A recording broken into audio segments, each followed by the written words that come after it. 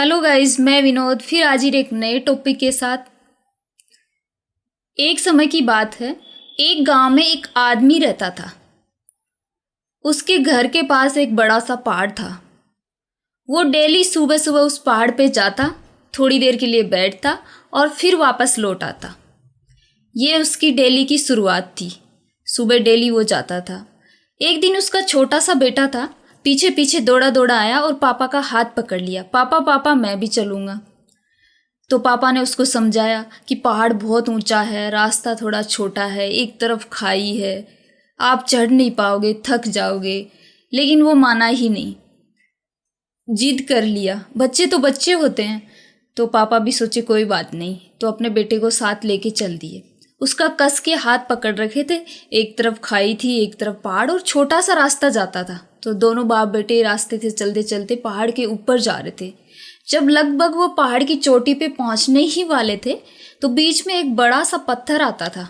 अब पिताजी को पता था कि वो डेली जाते थे, लेकिन बेटे को नहीं मालूम था। तो पिताजी उसके साइड से निकल गए।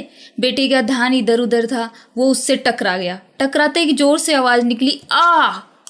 और जैसे ही वो आवाज़ गूंज कर वापस आई तो वो आश्चर्यचकित हो गया, क्योंकि उसने कभी भी पहले आवाज़ वापस आते नहीं देखी थी। पहाड़ों की जो गूंज होती है, गूंज की आवाज़ आई थी, यानी उसने कभी गूंज नहीं सुनी थी। फिर उसने सोचा कि कहीं आसपास कोई है जो मुझे देख रहा है, मेरा मजाक उड़ा रहा है। बच्चे ऐसे ही होते हैं। फिर उसने ज़ोर से बोला, कौन हो तुम? मैं तुझे छोड़ूंगा नहीं। फिर वही आवाज़ वापस गूंज के आई तो वो डर गया, थोड़ा सा घबरा गया। फिर पिताजी समझ गए कि इसके दिमाग में क्या चल रहा है। अब उसके पिताजी समझ गए कि बेटे के दिमाग में क्या चल रहा है। बेटा जैसे ही वो आवाज़ वापस आई डर गया, पापा को कस के पकड़ लिया कि पापा ये कौन है जो मुझे इतना परेशान कर रहा है। तो पापा थोड़े से मुस्कुराए और फिर ज़ोर से आवाज़ लगाई कि आप बहुत अच्छे हो। तो फिर लौट के यही आवाज़ आई, मैं आपसे बहुत प्यार करता हूँ। फिर गूंज के यही आवाज़ आई। तो फिर वो और कंफ्यूज हो गया कि ये हो क्या रहा है। उसे कुछ समझ में नहीं आ रहा था कि अभी तो मेरे मजाक उड़ा रहा था, मुझे बोल रहा था छोड़ूंगा नहीं, लेकिन मेरे पापा को बोल रहा है मैं आपसे बहुत प्यार करता हूँ, आप बहुत अच्छे हो। उसे कुछ समझ में नहीं आ रहा था। फिर पिताजी ने बेटे को बड़ी ही प्यार से समझाया कि जो ये आवाज़ तुम सुन रहे हो ये तुम्हारी ही आवाज़ है। जैसा तुम बोल रहे हो वापस गूंज के आ रही है, पहाड़ों में से आवाज़ गूंज के वापस आ रही है। तो तुम जैसा बोलोगे वैसा ही आपको सुनाई देगा।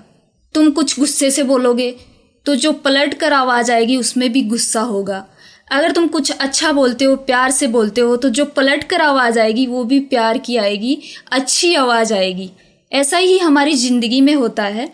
जैसा तुम मन में इस ज़िंदगी के बारे में सोचते हो बिल्कुल वैसी ही ज़िंदगी बन जाती है। अगर तुम मन ही मन सोचते हो कि मेरी ज़िंदगी बहुत बेकार है, मेरा जीवन तो बहुत अच्छा नहीं है, मैं तो दुखी रहता हूँ, तो आपकी ज़िंदगी वैसी ही हो जाएगी।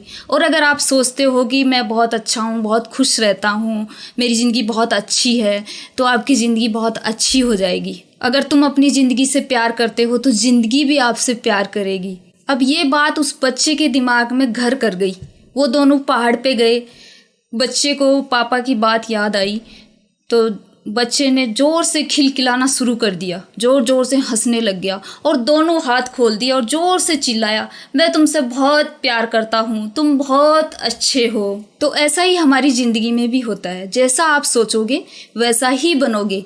पॉजिटिव सोचो, पॉजिटिव रहो, अपने आप से प्यार करो, अच्छे लोगों के साथ रहो, अपने आप पे भरोसा रखो, मेहनत करते रहो, एक ना एक दिन जरूर कामयाबी मिलेगी। आज के लिए इतना ही, मिलते हैं किसी नए टॉपिक के साथ, तब तक के लिए बाय बाय।